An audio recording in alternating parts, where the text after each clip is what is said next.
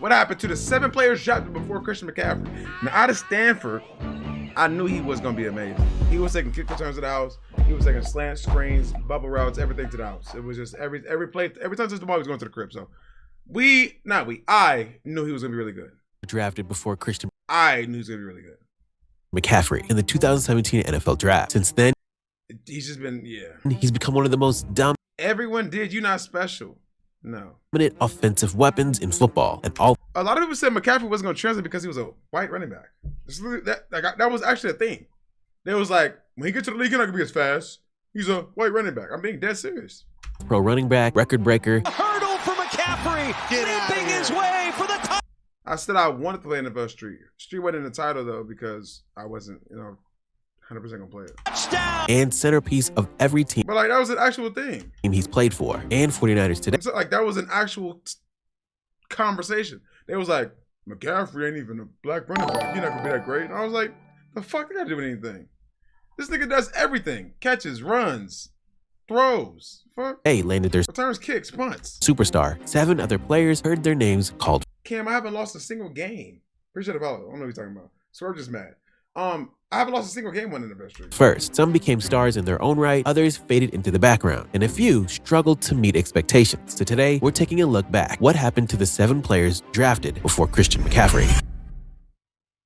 Also, if everybody thought that, he would have been taken top 3. Number 1 pick, Myles Garrett. He wasn't going over Myles Garrett, though. Garrett was drafted number 1 overall by the Cleveland Browns. His story begins in Arlington, Texas, where he starred at James Martin High School. Even as a teenager, his size, speed, and power made him almost unstoppable. By his senior year, he was one of the most coveted prospects in the nation, rated a 5-star recruit, and the top defensive end in his class, with offers pouring in from across the country. Garrett chose to stay home, committing to Texas A&M. In College Station, he wasted no time making an impact. As a true freshman in 2014, he broke the SEC freshman sack record with 11.5, showing he was already a special talent. Over 3 seasons, he totaled 31 sacks and 47 tackles for loss. By the time the 2017 draft arrived, scouts saw him as the clear number 1 overall pick. The Cleveland Browns made that prediction reality. With the first selection, they chose Garrett to become the cornerstone of their defense. His rookie year in 2017 was disrupted by nagging injuries, but even in just 11 games, he managed 7 sacks, flashing the dominance that was to come. In 2018, he played a full season and exploded with 13.5 sacks. At just 22 years old, he was already one of the league's most feared young pass rushers. The 2019 season started strong. Garrett collected 10 sacks in only 10 games, but his year ended abruptly in November after the infamous helmet incident against Pittsburgh quarterback Mason Rudolph.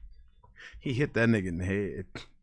Knocked that nigga brain cells loose. The suspension cut short what could have been an even bigger breakout. He returned in 2020 with something to prove. Over 14 games, Garrett he knocked that nigga head off. Recorded 12 sacks and forced 4 fumbles, showing the league that his dominance had not gone anywhere. But in 2021, he put together the best season of his career to that point. Playing all 17 games, Garrett racked up 16 sacks, cementing himself as a Defensive Player of the Year candidate and the heart of Cleveland's pass rush. The following year, 2022, he matched that production once again with another 16-sack campaign. Consistency had become his calling card. Every week, offensive tackles struggled just to keep him out of the backfield. In 2023, Garrett kept his streak alive with 14 more sacks. Is Myles Garrett a Hall of Famer? I think it's easy to put him in there. I think he already has his gold jacket. I'm not gonna lie. I think he already has his gold jacket, especially after this season. He'll have his gold jacket. He gonna play for 4 or 5 more years too, which is crazy.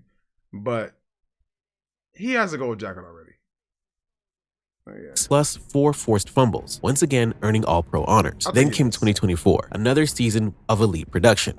Smooth. People factor in team success as a reason why he shouldn't. And I think I seen Bengal said it. He was like, you gotta realize he's getting all these sacks, and the Browns are always losing. So teams don't have to even pass the ball, and he's still getting sacks. So whenever they do pass the ball, he's getting sacks and pressure. So I was like, damn, that makes it even that much better. Because, for years, the argument was him and TJ Watt. They was the same division. Him, TJ Watt. Watt, Garrett, Watt. The Steelers play with leads. The Browns don't really play with leads too often.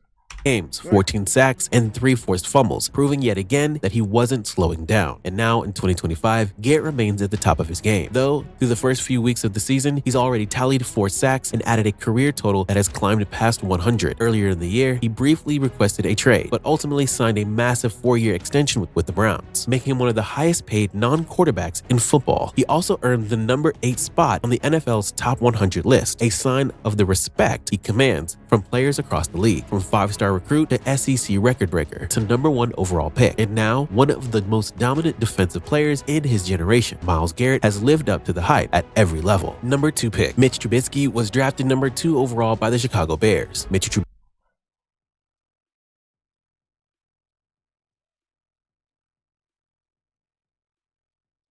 Damn. Woo. Damn.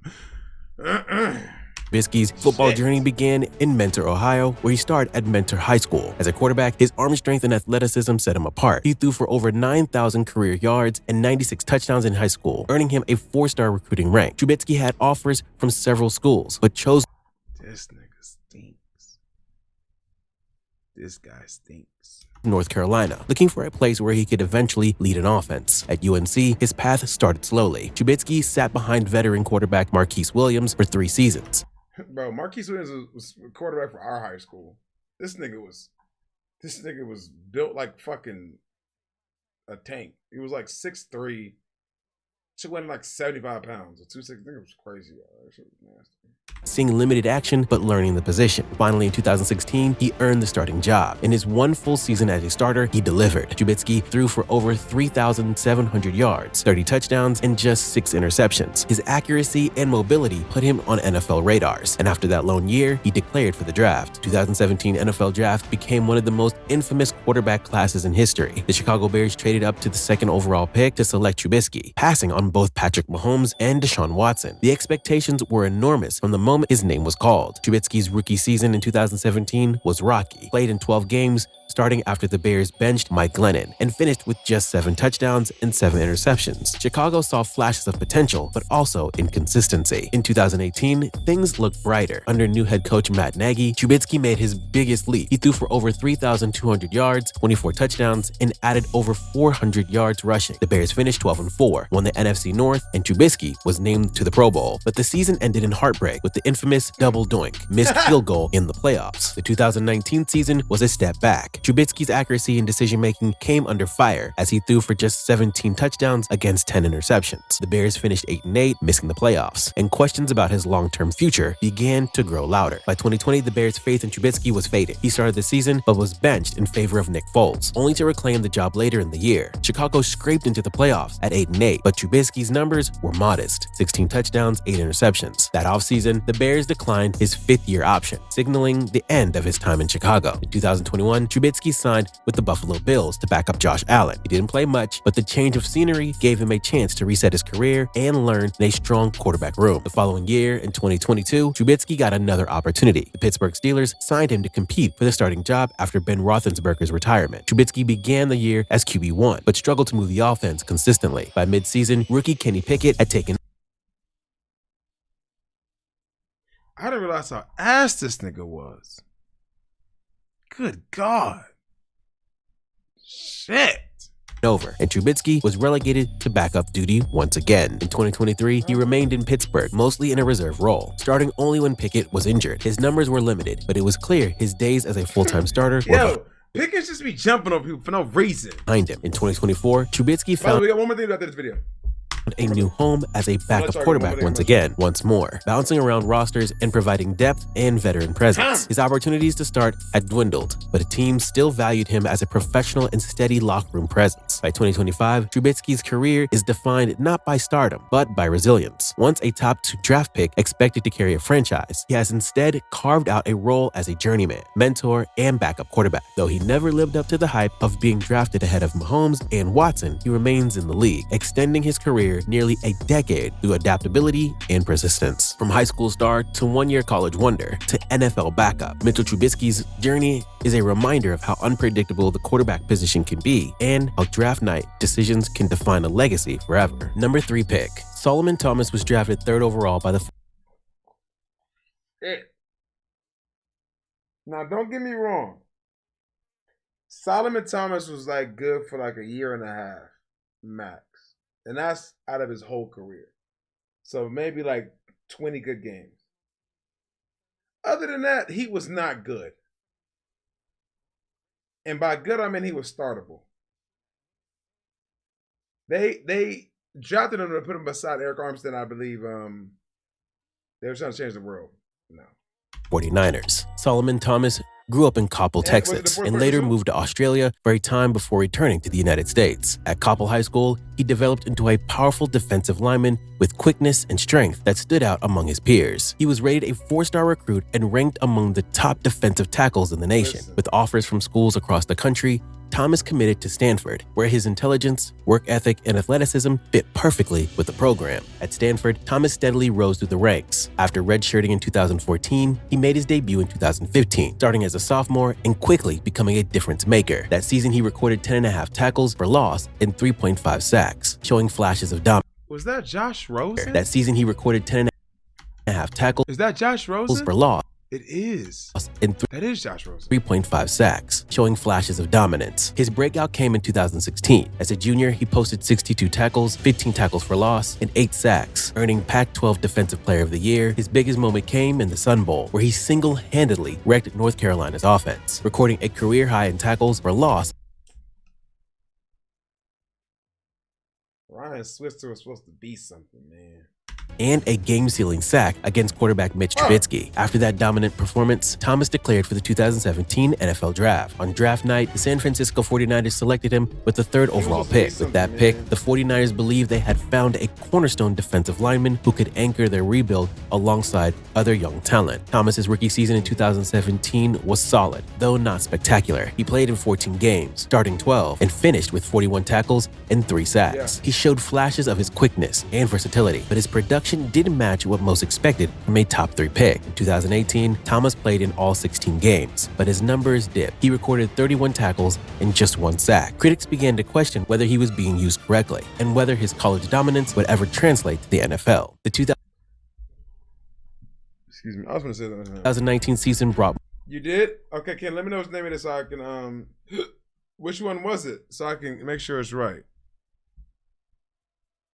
Oh, okay, I got you. I got you. All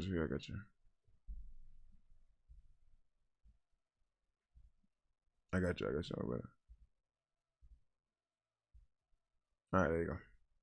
More of the same. Thomas remained a rotational player on the defensive line, finishing with 21 tackles and 2 sacks in 15 games. Despite his effort and versatility, he struggled to find a consistent role in San Francisco's crowded defensive front, which featured stars like DeForest Buckner, Eric Armstead, and later Nick Bosa. In 2020, Thomas's career took a devastating hit. Just 2 games into the season, he tore his ACL, ending his year. It was the final blow to his time in San Francisco, as the 49ers declined his 5th-year option and let him hit free agency the following season. In 2021, Thomas signed with the Las Vegas Raiders, looking for a fresh start. He played in all 17 games, recording 34 tackles and 3.5 sacks. It was his most productive season since his rookie year, and he showed that he could still contribute as a valuable rotational piece. The following year, in 2022, Thomas joined the New York Jets. His role was limited, but he brought veteran leadership to their defensive line rotation. He played in 14 games, but recorded just 0.5 sacks as Quinnen Williams emerged as the star up front. In 2023, Thomas remained with the Jets, appearing in all 17 games and contributing 2.5 sacks, along with steady play. Man, this dude put the wrong highlights at the wrong time. Get this shit together, bro. Against the run. No longer seen as a star, he was respected as a consistent veteran presence. In 2024, he once again served in a rotational role for the Jets, giving them depth and leadership. His production was modest, but his reliability kept him on the field. By 2025, Solomon Thomas has settled into his role as a veteran journeyman. Once drafted 3rd overall with superstar expectations, his career has instead been defined by resilience, adaptability, and steady contributions in the trenches. Though he never lived up to the billing of a top 3 pick, he has extended his NFL career well beyond the rookie contract years, carving out a role as a respected teammate and dependable depth piece on strong defensive lines. Pick number 4, Leonard Fournette, was drafted 4th overall by the Jacksonville Jaguars. Leonard Fournette grew up in New Orleans in the tough 7th Ward, where football became his way out. At St. Augustine High School, he was already a superstar, rushing for over 7,600 yards and 88 touchdowns. By the time he graduated, he was the #1 recruit in the country, a rare player with both brute power and track speed. People were already calling him the best high school running back in a generation. At LSU, he showed why the hype was real. As a freshman, he broke 1,000 yards and scored 10 touchdowns, flashing the violent running style and speed that made him so different. The next year, he was unstoppable. He ran for nearly 2,000 yards and 22 touchdowns, with 4 separate games over 200 yards. At one point, he was the Heisman favorite before LSU's season unraveled. His junior year was tougher. An ankle injury limited him to just 7 games, though he still managed more than 800 yards. When the season ended, he declared for the NFL draft, already seen as a can't-miss top pick. Jacksonville made him the 4th overall selection in 2017, hoping he would be their offensive cornerstone. As a rookie, he carried the load, rushing for over 1,000 yards and 9 touchdowns while helping the Jaguars reach the AFC Championship. His 3-touchdown performance against the Steelers in the playoffs looked like the start of something special. God, I remember this. But the injuries kept coming. The following year, he was in and out of the lineup, and the frustrations began to mount. He bounced back in 2019 with more than 1,600 yards from scrimmage, catching passes as well as running between the tackles. But the Jaguars as a team struggled. His relationship with the organization soured, and by 2020, they cut ties, releasing him just before the season. That move turned out to be a blessing. Fournette signed with Tampa Bay and found new life next to Tom Brady. He wasn't the starter right away, but when the playoffs came, he became Playoff Lenny. He scored in every postseason game, including the Super Bowl, helping the Buccaneers capture a championship. The following year, he earned the lead role, rushing for more than 800 yards while adding nearly 70 catches out of the backfield. He played some of his best all-around football in that stretch. His production slipped the next season as he shared more carries with younger backs, and Tampa eventually released him. But he had already left his mark as a champion. Later, he caught on with Buffalo, serving as a veteran presence and depth piece during their playoff run. His role was smaller, but he still carried weight as a respected teammate. Why the fuck are they showing Buffalo Bills defensive highlights? He ain't on the field getting tackles.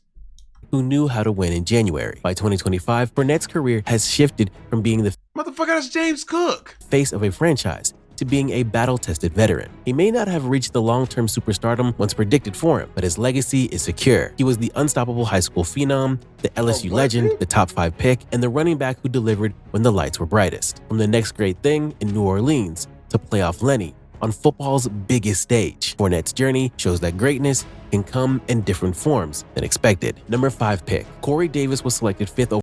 God damn. Hey, pour one out for my niggas, man.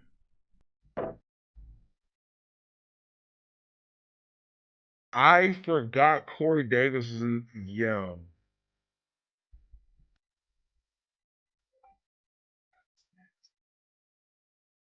That is so nasty. That is so nasty, bro. I'm gonna check my phone after this.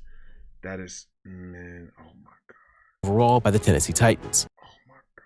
Corey Davis grew up in Wheaton, Illinois, in a household of 7 siblings. Life wasn't always easy. His family struggled financially, and at one point, he lived with a friend's family just to find stability. Football became his outlet, and at Wheaton Warnerville South High, he began to flash the size and talent that would one day make him a first-round pick. Despite his potential, Davis wasn't highly recruited out of high school. Academic struggles and a late surge in his development kept many major programs away. But West Michigan saw his promise and took a chance, offering him a scholarship. It was a decision that changed his life. At West Michigan, Davis wasted no time making his mark. As a freshman in 2013, he recorded 941 receiving yards and 6 touchdowns, earning freshman All-American honors. By his sophomore year in 2014, he was a full-blown star, putting up 1,408 yards and 15 touchdowns. His size, speed, and route running made him nearly impossible to cover in the MAC. In 2015, his junior year, Davis added another 1,436 yards and 12 touchdowns, continuing to dominate. He became the first player in school history to record 3 straight 1,000-yard receiving seasons, but he wasn't done yet. His senior year in 2016 cemented his legacy. Davis exploded for 1,500 receiving yards and 19 touchdowns, leading West Michigan to an undefeated regular season and a Cotton Bowl appearance. By the end of his college career, Davis had 5,278 receiving yards, the most in FBS history at the time. He was a consensus All-American, and his draft stock soared. In the 2017 NFL Draft, the Tennessee Titans selected Corey Davis with the 5th overall pick, making him the highest drafted receiver that year.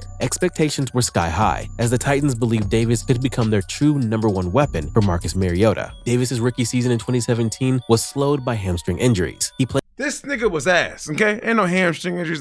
This nigga sucked. Played in just 11 games, finishing with 375 yards and no but also the Titans was ass. touchdowns in the regular season. But in the playoffs, he showed flashes of his potential, scoring 2 touchdowns against the Patriots in the divisional round. In 2018, Davis finally had a healthy season, highlighted by a breakout game against the defending champion Eagles, where he racked up 161 yards in the game-winning score in overtime. The 2019 season brought more modest production. As the Titans shifted to a run-heavy offense built around Derrick Henry, Davis often found himself in a secondary role. In 2020, Davis put together his best NFL season, playing alongside A.J. Brown. Though he fell short of 1,000 yards, he proved he could be a reliable starter. That offseason, the Titans chose not to re-sign him, allowing him to hit free agency. In 2021, Davis signed a 3-year, $37.5 million deal with the New York Jets. The hope was that he would become the veteran leader for rookie quarterback Zach Wilson. He started strong, but injuries once again cut his season short, limiting him to 492 yards in just 9 games. In 2022, Davis returned healthier, posting 536 yards and 2 touchdowns across 13 games. He was a steady contributor, but the Jets' offense continued to struggle with quarterback instability. In 2023, just weeks before the season, Davis shocked many by announcing his retirement at age 28. He cited personal reasons, stepping away despite having years left on his contract. It was a surprising end to his career. In 2024, Davis briefly explored the idea of returning, but ultimately stayed retired, focusing on life beyond football. Number 6 pick. Jamal Adams was drafted 6th overall by the New York Jets. Jamal Adams grew up in Louisville, Texas, where football was more than just a game. It was part of the culture. At Hebron High School, he quickly stood out as a hard-hitting safety who could fly around the field. He wasn't just athletic, he was relentless, playing with a confidence and edge that made him one of the top defensive backs in the nation. By the end of his high school career, Adams was a 5-star recruit with offers from just about every major program in the country. He chose LSU, drawn to the tradition of DBU, where some of the best defensive backs in the NFL. In Baton Rouge, he wasted little time making an impact. As a freshman, he played in every game, showing off his instincts and versatility. Over the next 2 years, Adams became the leader of LSU's defense. He was physical against the elite drip, by the way. Run, capable in coverage, and always around the football. By the time he declared for the draft after his junior season, he was widely considered one of the safest, most complete defensive prospects available. The New York Jets selected him 6th overall in the 2017 NFL Draft. Right away, Adams brought energy and swagger to a rebuilding defense. His rookie year showed flashes of the playmaker he could become. By his second season, he was everywhere, finishing with 115 tackles, 3.5 sacks, and making his first. Recognize me as an artist. The fuck you be doing? Artistic. You just artistic. Pro Bowl. Nigga said as an artist. Cooking. You know you gotta be good at it, right?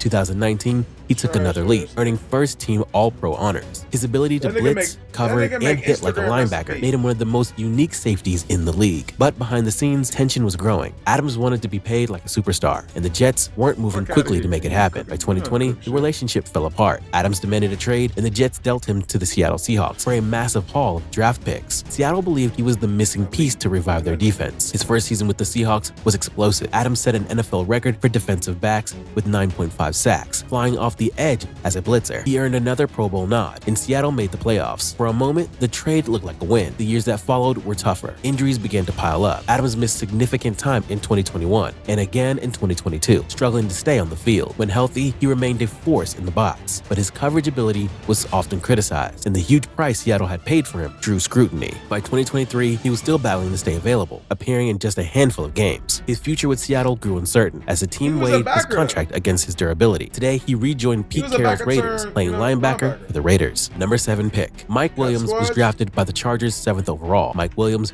grew up in Vance, South Carolina, a small. We did take this nigga over CMC. Mike Williams is cool though. I ain't gonna sit here and say that Mike Williams wasn't a good pick, but Mike Williams is cool.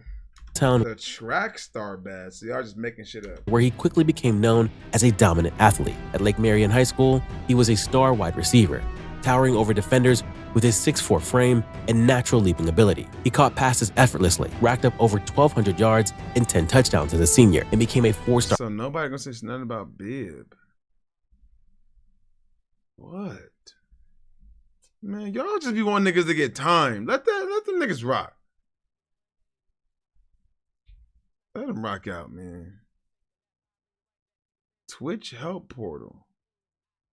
He got my IP. A recruit, Williams committed to Clemson. At Clemson, he got on the field right away in 2013, finishing his freshman year with over 300 receiving yards. The next year, he broke out with 1,030 yards and 6 touchdowns, proving himself as a go-to option in the passing game. In 2015, his career nearly ended before it even peaked. In the first game of the season, Williams suffered a scary neck injury after colliding with the goalpost on a touchdown catch. He missed the entire season recovering, unsure if he would ever play again. He returned in 2016 with a vengeance. Williams became the #1 target for Deshaun Watson, catching 98 passes for 1,361 yards and 11 touchdowns. His physical dominance helped Clemson win the national championship, with Williams making clutch plays in the title game against Alabama. That season re-established him as one of the best receivers in the country and a top NFL prospect. In the 2017 NFL Draft, the Los Angeles Chargers selected Williams with the 7th overall pick. Expectations were high. Phillip Rivers finally had a big-body receiver to pair with Keenan Allen. Williams' rookie year didn't go as planned. A back injury sidelined him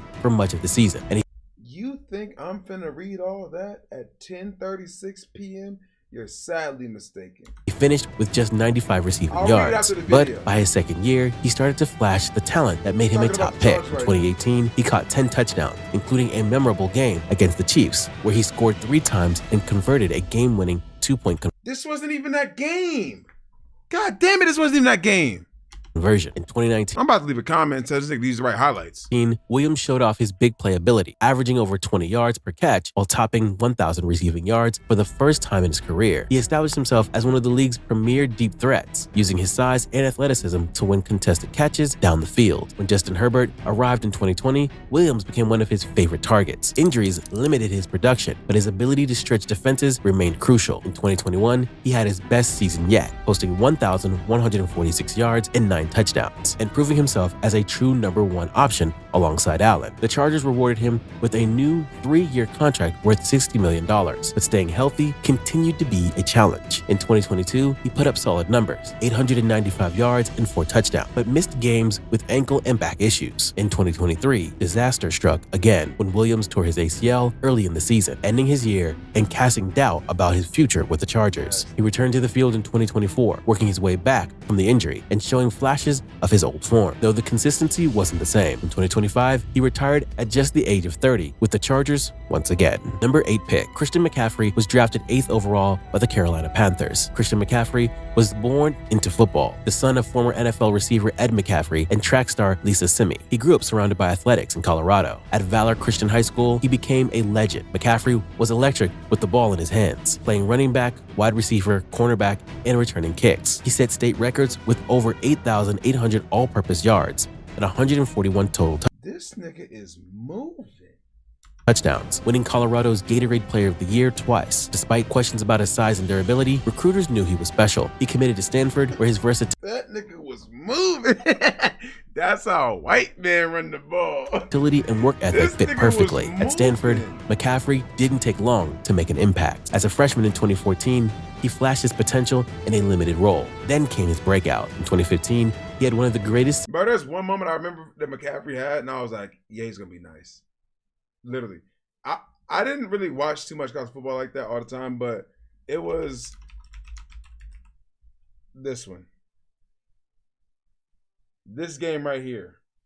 I'm gonna show it after, but Seasons in college football history. He broke Barry Sanders' all-purpose yardage record. He could line up in the backfield, split out wide, and no defense had an answer. He finished as the Heisman Trophy runner-up, proving he wasn't just a gadget player, he was a workhorse. In 2016, he continued to dominate, though injuries slowed him a bit. After his junior year, he declared for the draft, leaving Stanford as one of the most versatile offensive players the game has ever seen. Carolina Panthers drafted McCaffrey 8th overall in the 2017 NFL Draft. As a rookie, he was used as a do-it-all weapon, finishing with over 1,000 scrimmage yards. In 2018, he truly broke out. His ability to run between tackles and catch passes like a wide receiver made him one of the most unique backs in the league. Then came 2019, his masterpiece. McCaffrey became just the 3rd in NFL history. He was named first-team All-Pro and looked like the new face of the running back position. But the years that followed tested him. In 2020 and 2021, injuries plagued his career. Ankle, shoulders, and hamstring issues limited him to just 10 games combined over those 2 seasons. Critics wondered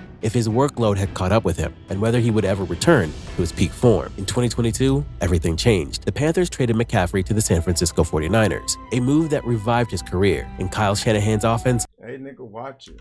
He became the ultimate weapon again. He finished the season with over 1,800 total yards and 13 nigga try to sneak in some Chargers lowlights. Watch it, motherfucker, before I report this video.